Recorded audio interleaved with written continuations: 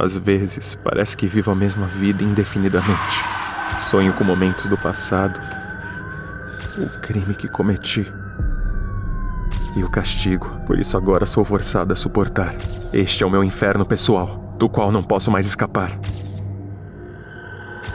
Tudo acontece continuamente.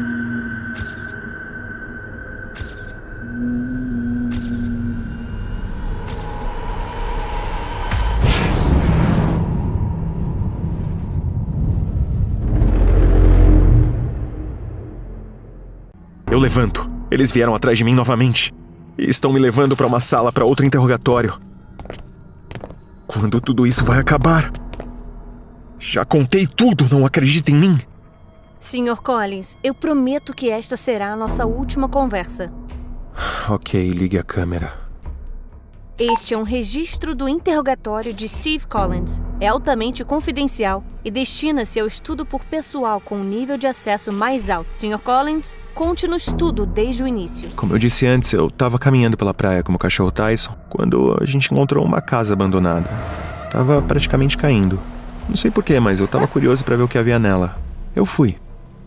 Era uma casa comum, havia uma bagunça dentro, parecia que ninguém morava lá há muito tempo.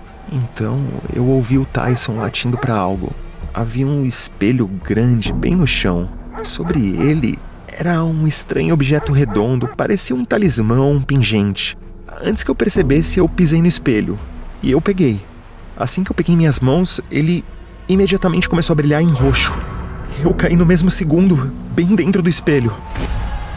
Eu me encontrei em um lugar estranho. Tyson estava latindo furiosamente. Olhei em volta e vi o buraco pelo qual havia caído. Ao meu lado. Meu cachorro estava correndo de um lado para o outro. Era impossível. O espelho em que eu pisei acabou sendo um portal para alguma realidade paralela. Onde eu estava, afinal? Decidi dar uma olhada. Havia uma cidade destruída nas proximidades. Eu fui lá. Ao meu redor havia janelas quebradas, carros enferrujados, pilhas de lixo, mas eu não encontrei uma única alma viva. E o mais estranho é que nada ao meu redor parecia familiar. Eu não reconhecia as marcas dos carros ou as pessoas nos cartazes publicitários. Todas as inscrições eram de uma estranha natureza religiosa. Eu peguei um pedaço de jornal amarelo e li. No discurso direto de Sua Santidade foi dito que a abençoada milícia lutou contra muitos dos impuros. Que tipo de bobagem era essa?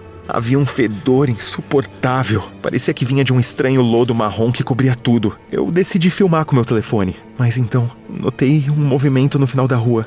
Mas definitivamente era uma pessoa. Desapareceu. Na esquina e eu corri atrás dele. Havia realmente alguém vivo lá? Quando eu virei a esquina, percebi que a sombra tinha desaparecido em um hospital abandonado. Eu fui atrás. O hospital era estranho, eu nunca tinha visto nada igual. Dispositivos e ferramentas incomuns estavam espalhados por toda parte. Também havia tanques terríveis com líquidos fedorentos por toda parte. Canos rachados pelo tempo saíam deles. Poças de líquido marrom brilhavam aqui e ali no chão. Eu andei por alguns andares do hospital, mas não encontrei ninguém. Talvez eu apenas tivesse imaginado isso. Eu vi um computador em um dos escritórios. Estranhamente ele ligou. Peguei várias pastas com documentos na mesa e comecei a estudá-las. Quanto mais eu lia, mais estranho tudo o que estava acontecendo me parecia. O que você descobriu, Sr. Collins? Aquele lugar não era o nosso mundo. Era uma espécie de realidade paralela. A julgar pelo que aprendi quase 350 anos atrás, foi visitado por alguma criatura semelhante a Deus. Ninguém sabia de onde tinha vindo. A criatura deu às pessoas tecnologia avançada e lhes ensinou como usá-las. Também havia dito que seu mundo estava cheio de pecado, e a única maneira de se livrar dele era purificando todos os pescadores. Um líquido chamado Suas Lágrimas foi usado para isso. Todos os pecadores foram colocados naquele líquido. Mas então algo deu errado. Os pecadores começaram a sofrer mutações e se transformar em monstros enormes após a limpeza. Eles devoraram todos os seres vivos. Logo, não havia mais ninguém na Terra. Apenas os fantasmas de ex-pessoas e daqueles gigantes. E você acreditou? Foi então que eu decidi que eram apenas delírios de um louco. Mas ainda assim me deixou inquieto. Decidi que havia chegado a hora de encerrar minha viagem maluca. Depois de sair do hospital, voltei. O fedor estava piorando e ficou difícil respirar. Fui até a esquina e vomitei. Eu me inclinei contra a parede e toquei aquele lodo marrom por acidente. Caramba! Queimou tanto! Eu pulei pra trás, tropecei e caí ao lado de um carro destruído. Peguei um pano que estava sobre o capô. Mas o que era? Não poderia ser o trapo. Era aquele vestido.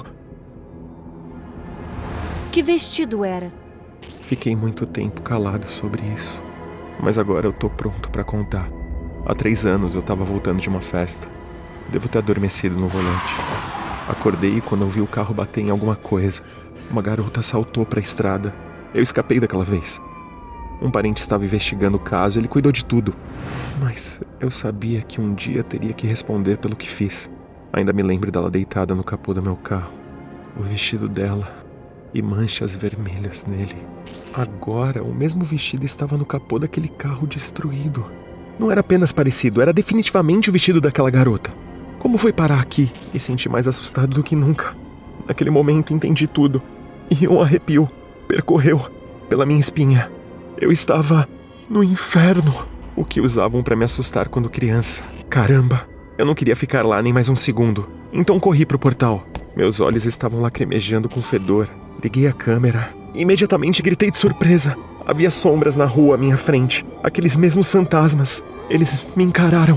Comecei a correr para a esquina, mas havia mais deles lá. Eles estavam próximos. Eu podia até ver seus rostos cansados e indiferentes. Me deixe em paz! Eu gritei, afaste-se de mim! Naquele momento, ouvi uma porta bater e um cara de macacão laranja apareceu no beco. Ele estava vivo. Cale-se! Você não pode gritar aqui! Ele sibilou com raiva. Fantasmas! Eles estão ao meu redor, eu mal conseguia murmurar. Eles não farão nada com você, mas quando os monstros gigantes vierem, atraídos pelos seus gritos, estaremos acabados. O cara me agarrou e começou a me arrastar junto. Nós nos encontramos em uma pequena sala sob canos velhos. Era óbvio que ele morava ali há muito tempo. Ele era muito estranho. Não posso explicar porquê, mas ele me parecia muito familiar. Foi como se eu tivesse conhecido antes. Eu perguntei qual era o nome dele, mas ele apenas disse... Não importa. Agora eu sou pra sempre o sujeito D43093. Eu fiquei... Esse cara era do pessoal da sua fundação. Ele percebeu que era um verdadeiro inferno assim que foi enviado pra lá. Seus cientistas decidiram não se arriscar e colocaram uma cobaia, com a qual ninguém se importaria dentro do portal. É por isso que ele decidiu fugir.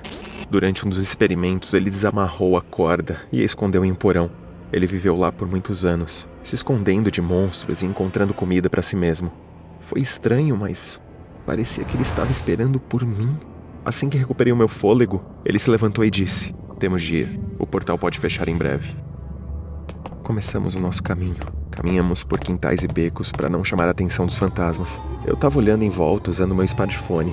De vez em quando eu via algumas sombras solitárias, mas quando saímos da cidade, nos encontramos cercados por eles. Eles estavam olhando para nós. Que diabos! Apontando o dedo para nós. Eu precisava sair dali. Então, pensei.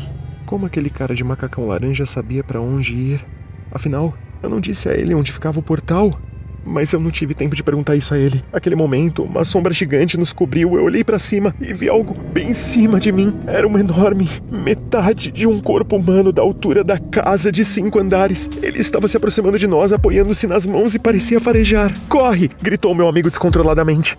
E partimos. Eu ouvi passos pesados que sacudiram o chão atrás de nós. O monstro estava nos perseguindo. Só mais um pouco e seríamos salvos. Mas então, com o canto do olho, vi aquela mão enorme disparando em nossa direção. Um segundo e estaria perdido. De repente eu tropecei e caí. A mão do gigante passou direto por mim e agarrou aquele cara de macacão laranja. Não, meu Deus, não.